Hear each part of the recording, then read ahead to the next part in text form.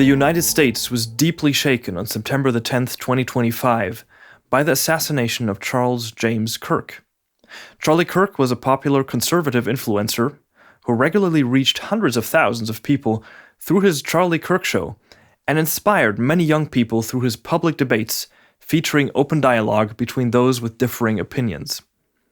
A central mission of his and his organization Turning Point USA, which received millions in donations, was to promote conservative politics and get Donald Trump back into office. According to media reports that spread around the world, he was shot in the neck shortly after noon during an open-air discussion on the campus of Utah Valley University in front of an audience of around 3,000 people. His killer is said to be the 22-year-old Tyler Robinson, who allegedly shot Kirk with a hunting rifle. He then wrapped it in a towel and left it in a nearby forest to pick it up later. He also left his partner a text message directing him to a note left under his keyboard that read, quote, "I had the opportunity to take out Charlie Kirk, and I'm going to take it." On the following day, Tyler turned himself in to the police on his father's advice. For Kirk's mostly conservative, Republican, and Christian supporters, his death was a heavy blow. In many places across the US, grief was expressed through memorial services, morning marches, packed church services, all in remembrance of the values he stood for. Liberals and Democrats were also affected by the attack. The White House targeted them sharply. Even before the perpetrator was caught or his motives were really known in any way, US President Donald Trump said, "Radical left political violence has hurt too many innocent people and taken too many lives." In the days that followed, Trump did not miss an opportunity to emphasize that the left was the real problem. Vice President J.D. Vance hosted the first Charlie Kirk show after his death. He invited the White House Chief of Staff, Health Secretary Robert F. Kennedy Jr., and other government officials. So the Charlie Kirk show was a White House show that day.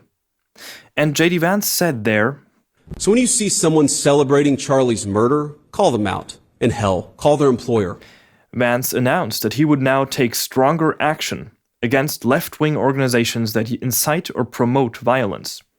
He also emphasized that Charlie had played a key role in getting Trump and himself into office. Attorney General Pam Bondi weighed in as well, commenting on individuals who had made inappropriate remarks about Charlie Kirk's death. There's free speech and then there's hate speech. And there is no place, especially now, especially after what happened to Charlie, in our society. In a subsequent post, she explained hate speech a little more. Quote, "It is clear this violent rhetoric is designed to silence others from voicing conservative ideals." End quote. Meanwhile, Donald Trump has issued an executive order declaring the Antifa movement a domestic terrorist organization. It is unclear whether and how this order can be legally enforced, as Antifa has no leadership structure, but is rather a loose association of supporters of this ideology.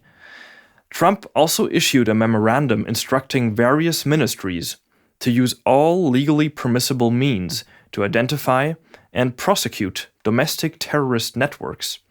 All necessary financial resources are to be made available for this purpose. Investigative journalist Derek Brose sees a great danger in the US government's approach to Antifa. He says, "It is an idea. And so by trying to say Antifa is a terrorist group, not only does it completely miss and understand the idea of what this concept is, it also is setting the stage for the Donald Trump administration to really go after anybody. They could label anybody Antifa. They can say, well, you're Antifa, so now you're a domestic terrorist.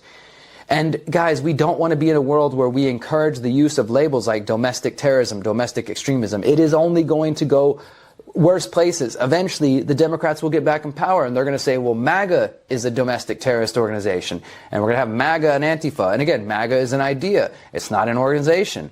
Anybody can claim that, oh, I'm part of the MAGA movement, right? All these political statements and measures taken by the Trump administration must be viewed in a broader context. They are fueling the political division that already exists in the US society. In this case, too, social division is once again being deliberately exploited to distract attention and keep the population locked in a permanent state of petty warfare against each other. David Icke summarizes it as follows. What we're looking at in terms of politics, left and right, it's theater, it's vaudeville, right? And that's to keep us believing in the political system and the fact that because we have a vote every 4 or 5 years, somehow we're in control of who runs the government. But the thing is that you have the left and the right and in this puppet show, and then you go one step back in the shadows, and the same hands are controlling both. So we're fighting each other while not looking up and seeing the same hand is controlling the strings of all these different factions. What is the grand agenda of the people behind the scenes who control both camps, which the political spectacle is supposed to distract us from? Here are a few current examples. As long as the population remains focused on the political spectacle, the elite encounters significantly less resistance while continuing to fuel wars unabated. Under Joe Biden, tens of billions of dollars worth of weapons flowed to Israel. Under Trump, tens of billions have also flowed. Currently, another $6 billion in military aid for Israel is set to be approved. US soldiers are deployed in Israel to operate the missile defense shield supplied by the US. The US is also responsible for 33% of reconnaissance flights over Gaza. The war in Ukraine and Gaza affects everyone. Every day, more and more innocent blood is being shed. It's a crime that cries out to heaven. We are all being asked to foot the bill for this as well. In addition to the US military spending, which has been increased to over $1 trillion just recently for the first time in history, there is now the new agreement between NATO and Donald Trump. Under this agreement, European countries are to buy weapons from the US in order to pass them on to Ukraine. Ukraine and Gaza are also a development and testing ground for AI-controlled killing machines in form of drones, self-driving bomb robots, and other AI weapons systems. They are undergoing an ongoing optimization process there in order to be even more efficient and reliable for warmongers in the future. Likewise, the population is to be kept politically divided and in turmoil so that total surveillance through AI, the Internet of Things, and the Internet of Bodies can be expanded undisturbed. The Internet of Bodies is a newly emerging term that refers to the networking of technologies directly connected to the human body. Just recently, in July, the White House published a plan entitled Winning the AI Race, the US AI Implementation Plan. Its main focuses are supporting faster AI development, rapidly expanding data centers and power supply, and exporting American AI systems. The trend of no longer hiring people but instead assigning open tasks to AI is already in full swing and is being implemented by Klarna, UPS, Cisco, and other large corporations. Currently, Facebook and X are feeding their AI with all their users' data. On September 25, US President Trump officially handed over supervision of all TikTok user data in the US to Oracle. Oracle, with CEO Larry Ellison, is the company that already officially manages the largest amount of valuable company data worldwide and is now making it analyzable with AI. In addition to hosting all of TikTok's US data, billion-dollar contracts with Elon Musk's xAI or Sam Altman's OpenAI will feed further data into this huge central data octopus. These two issues are typical examples of ongoing expansion of a global, multi-layered control network that allows for increasingly drastic interventions in people's lives. It is obvious that an elite has great interest in distracting and keeping busy its main enemy, namely an increasingly critical population, with political scandals and ever-new sideshows. The assassination of Charlie Kirk raises numerous questions. Striking inconsistencies, bizarre coincidences, and conspicuous symbolism in words and image give rise to suspicions that this was a staged event. It is obvious that the government's behavior is triggering protest among the population and providing ample material for independent research. The official theory behind the attack raises more questions than it answers, and so many people are taking a detailed look at the numerous inconsistencies and symbols, rightly so. Some of these are outlined in the following. There are many questions raised by weapons experts, such as, why wasn't there a large exit wound, which there should have been? Charlie's reaction to the bullet also looks more than strange and raises a lot of questions. Then there are these questions as to whether this attack was pre-planned as an insider job that also remain to be answered. Like, is it just a coincidence that the series titled Tempest, co-produced by the Ellison family, premiered on Disney Plus on September the 10th, 2025? In the plot, a young charismatic politician who inspires young people is murdered by a shot to the neck, and his wife then becomes the center of attention. In 1998, the film Snake Eyes was released.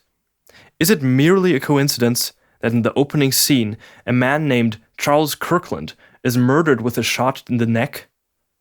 The man who distracts from the real perpetrator in the scene is called Tyler, the executioner, which is the same first name as the man who is said to have shot Charlie Kirk. Many other symbols and similarities are also being hotly debated from that film.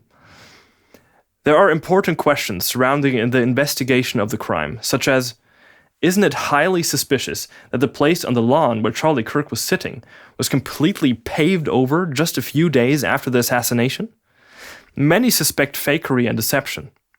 Despite the cameras positioned directly in front and behind Charlie Kirk, no high-resolution footage of the attack has been shown to the public so far. Cameras were also removed before any police investigation. Anyone who studies Masonic and Satanic symbolism will quickly come across some striking details. Was it really just a coincidence that Charlie Kirk was murdered exactly 6 years and 66 days after the premiere of his Charlie Kirk show? Why was it so important for the FBI director and system media to emphasize that the perpetrator was caught after 33 hours? Is it just a coincidence that the well-known satirical show South Park devoted a good part of its 330th episode to Charlie Kirk, which was premiered about a month before the attack? The number 33 is the highest official degree in the Scottish Rite, one of the best known and most widespread rite systems within Freemasonry, and is therefore a significant number in Masonic secret circles.